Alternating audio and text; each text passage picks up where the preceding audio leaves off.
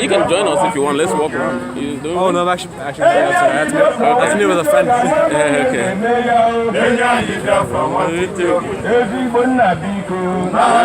Actually, speaking of which, I have no idea how long I was here. I told her because I've been here for about a half an hour. So she's been waiting for the past 20 minutes. Yeah, you look good. No, my friend, it was nice meeting you. Okay, thanks so much. Good luck with independence. Yeah. We are looking for independence, Biafra independence. We want it. We are going to have it. We want it okay. Woo!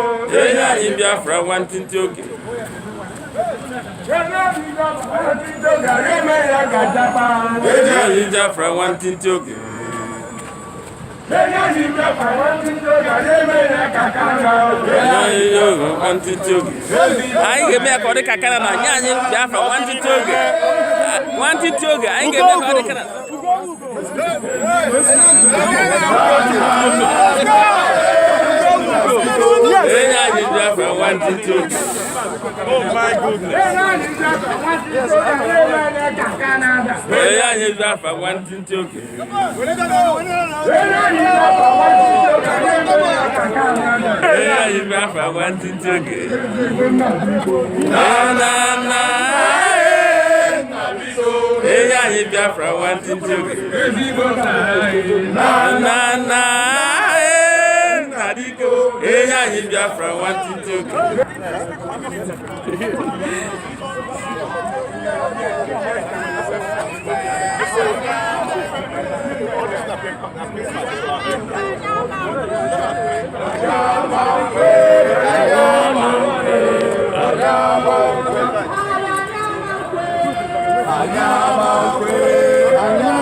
Support